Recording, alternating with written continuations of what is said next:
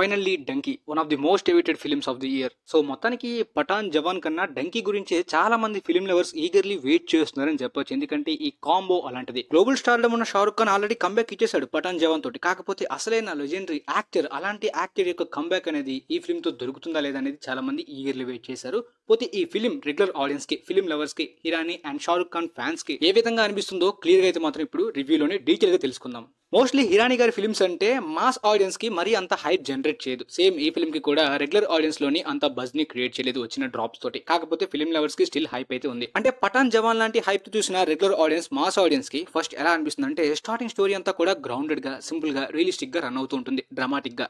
ముందుగా first half యొక్క నా రియాక్షన్ ఎలా అనిపించిందంటే ఆ ఐలెట్స్, కోచింగ్ ఇవన్నీ కూడా 3 Idiots వైబ్స్ ని తెస్తాయి. అక్కడ ముగ్గురు ఉంటే ఇక్కడ 5గురు ఉంటారు. ఎమోషన్స్ ని, కామెడీని ఈక్వల్ గా రన్ చేస్తారు ఫస్ట్ హాఫ్ లో. ముఖ్యంగా వికీ కౌశల్ క్యారెక్టర్ గానీ, ఆ యాక్టింగ్ గానీ కొన్ని సీన్స్ లో చాలా బాగా ఇంప్రెస్ చేస్తుంది. ఫస్ట్ హాఫ్ లోని మెయిన్ హైలైట్ పాయింట్స్ అని చెప్పాలి అవి. ట్రైలర్ డ్రాప్స్ లో చూపించిన కామెడీ అస్సలు కూడా వర్కౌట్ అన్నట్టు ఉంటుంది, ఆర్టిఫిషియల్ గా ఉంటుంది. కానీ ఫిల్మ్ లోని చాలా మెయిన్ కామెడీని దాచిపెట్టారు అనిపించింది. కామెడీ చాలా సీన్స్ లో బాగా వర్కౌట్ అయింది. రెగ్యులర్ ఆడియన్స్ కి, మాస్ ఆడియన్స్ కి కూడా నవ్వించేలాంటి ఎలిమెంట్స్ ని పెట్టారు. ఆ హైలైట్స్, కోచింగ్ విధానాన్ని గురించి కూడా ఒక స్ట్రాంగ్ డీటెయిల్స్ ని ఇచ్చారు. ఇక సెకండ్ హాఫ్ నుండి మెయిన్ జర్నీ అంతా కూడా మొదలవుతుంది. 3 Idiots సంజు లాగా నాన్ లీనియర్ ప్లాట్ ని పట్టుకున్న స్టార్టింగ్ స్టోరీ టెల్లింగ్ నుండి మనకు ఒక డిఫరెంట్ టచ్ ని అందించారని చెప్పాలి. అంటే సస్పెన్స్ ఉంటుంది ఏం జరిగిందని చెప్పి. సో దాని గురించి సెకండ్ హాఫ్ లో స్టార్ట్ చేస్తారనమాట. డంకీ జర్నీ గురించి తెలియని వాళ్ళకందరికీ కూడా చాలా యూనిక్ గా, ఇదేం కాన్సెప్ట్ రా బాబు అన్నట్టు రెగ్యులర్ ఆడియన్స్ రియాక్షన్స్ థియేటర్ లోనే ఉన్నాయి. నార్మల్ గా కామెడీ డ్రామా చూద్దాం అనుకుని వచ్చిన వాళ్ళందరికీ కూడా ఇలాంటివి కొద్దిగా సర్ప్రైజింగ్ అనిపిస్తాయి కాన్సెప్ట్. ఫర్ ఎగ్జాంపుల్ పీకే లోని కూడా అలాంటి వైబ్ ఉంటుంది. పీకే రిలీజ్ కు ముందు అంత హైప్ నాకైతే లేనప్పటికీ చూసిన తర్వాత మైండ్ బ్లోయింగ్ అనిపించింది ఆ కాన్సెప్ట్ కి. సేమ్ 3 Idiots అప్పుడు కూడా ఇదే. సో ఇక్కడ మాత్రం నేనైతే డంకీ జర్నీ గురించి చాలా హెవీగా ఎక్స్పెక్ట్ చేశాను. కాబట్టి ఆ జర్నీ అయితే మాత్రం చూపించిన దాంట్లో చాలా డిఫికల్టీస్ ఉన్నప్పటికీ మరీ అంతగా ఎక్స్ప్లోర్ చేయరు. జర్నీ పక్కన పెడితే అంటే మైండ్ బ్లోయింగ్, ట్రెండ్ సెట్టింగ్ లాంటివి జర్నీలో ఉండదన్నమాట. మెయిన్ ఆయన కాన్సెప్ట్ లోని చెప్పే విధానంలోనే పెట్టారు. అవి ఏంటంటే ఈ డంకీ జర్నీని యూజ్ చేసుకుని వరల్డ్ వైడ్ గా ఇల్లీగల్ ఇమిగ్రేషన్ తోటి చాలా వలసలు వెళ్ళిపోతున్నారు అనమాట. కెనడా, నార్త్ అమెరికా ఇష్యూస్ గానీ, మన పంజాబ్ లో ఎక్కువగా ఆ బార్డర్ నుండి డైరెక్ట్ గా ఇంగ్లాండ్ కి గానీ ఇలాంటి ఇష్యూ వరల్డ్ వైడ్ గా ఉన్నది. ఈ ఇల్లీగల్ ఇమిగ్రేషన్ వల్ల ఎంత ప్రాబ్లం క్రియేట్ అవుతుంది, అసలు ఈ ఇల్లీగల్ ఇమిగ్రేషన్ ఎందువల్ల క్రియేట్ అయింది, ఈ వీసా గురించి, దాంతో పాటు ఫారినర్స్ దీన్ని ఎలా కన్సిడర్ చేయాలి, అసలు ఇల్లీగల్ ఇమిగ్రేషన్ మన ఇల్లు వదిలి చేయాల్సిన పరిస్థితి ఎందుకు అనే దాని గురించి కూడా ఒక సపరేట్ స్టోరీస్ ప్రతి క్యారెక్టర్స్ కి డిజైన్ చేశారనమాట.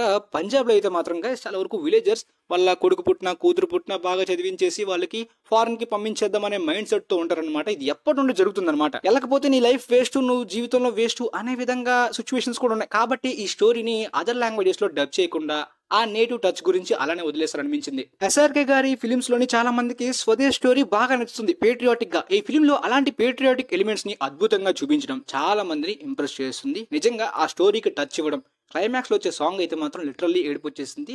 ఎమోషనల్ సీన్స్ అయితే ఫిల్మ్ లో ఎన్ని ఉన్నాయో చెప్పలేను. చాలా సీన్స్ లో లిటరల్లీ ఏడుపు వచ్చేసింది. ఇక కామెడీ విషయానికి వస్తే కొన్ని ఎమోషనల్ సీన్స్ లోని అసలు జోక్ చేయాల్సిన సీన్స్ కూడా కాదు, అలాంటి సీన్స్ లో కామెడీ పెట్టినప్పటికీ అది పర్ఫెక్ట్ గా కుదిరింది. అది హిరానీ గారి పవర్ అని అనిపించింది ఆ సీన్స్ లో.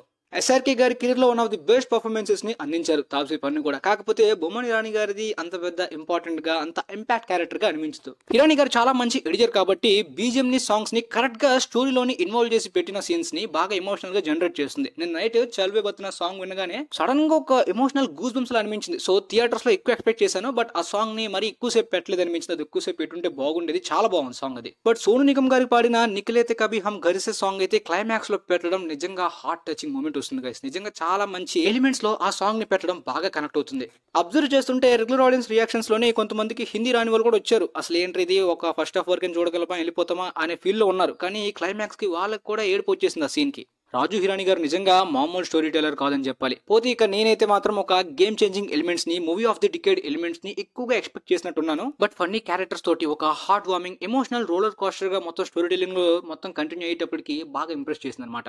సో సబ్జెక్ట్ ని మరి out of the box concept లో కాకుండా స్టోరీ వైజ్, ఎమోషన్ గానీ సినిమా చూసిన తర్వాత కూడా ఆ వైబ్ ఇంకా వెంటాడుతుంది. మళ్ళీ వెళ్ళాలరా అనే ఫీల్ కనెక్ట్ అవుతుంది. నిజంగా అలాంటి ఎమోషనల్ సీన్స్, కామెడీ సీన్స్ మళ్ళీ ఇలాంటి ఫిల్మ్స్ లో అప్కమింగ్ గా దొరుకుతాయంటే అసలు నమ్మకం లేదనిపిస్తుంది. నిజంగా ఒక డ్రామా జోనర్లోని అంత పవర్ ఉందా? సో ఆ డ్రామా జోనర్స్ ఇచ్చే కిక్ అయితే మాత్రం ఎప్పుడు వెంటాడుతూ ఉంటాయి అనమాట. థియేటర్ ఎక్స్పీరియన్స్ ఎలిమెంట్స్ తోటి, బీజియం తోటి, మంచి క్యారెక్టర్ తోటి, స్టార్డమ్ తోటి, దాంతో పాటు ఇలాంటి అట్మాస్ఫియర్. నిజంగా హిరానీ గారికి థ్యాంక్స్ చెప్పాల్సిందే ఫిల్మ్ లవర్స్. సో మొత్తానికి ఈ film rating 8.8/10.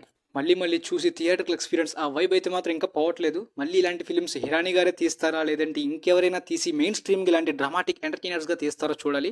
Indian cinema lovers కి అయితే మాత్రం ఒక ట్రీట్ అని చెప్పాలి ఫిల్మ్. మీకైతే రివ్యూ క్లారిటీగా అర్థమైందని అనుకుంటాను గైస్. మీకు సింపుల్ గా చెప్తున్నాను, టాక్సిక్ ఫ్యాన్ వర్స్ క్రియేట్ చేయలేను ఏదేదో ఉంటే ఖచ్చితంగా ఫిల్మ్ చూడకుండా ఇగ్నోర్ చేసి మీ ఫిల్మ్ మీరు ఎంజాయ్ చేయండి. సో ఫ్యాన్ వర్స్ అయితే పెట్టుకోకండి అని చెప్పి నా ఛానల్ తరపున ఒక రిక్వెస్ట్ అంతే. ఇక ఫిల్మ్ లవర్స్ కి పక్కగా మిస్ అవ్వకూడని సినిమా అనే వైబ్ క్రియేట్ అవుతుంది, అంటే రిపీట్స్ వేయాలనే వైబ్ కూడా కనిపిస్తుంది.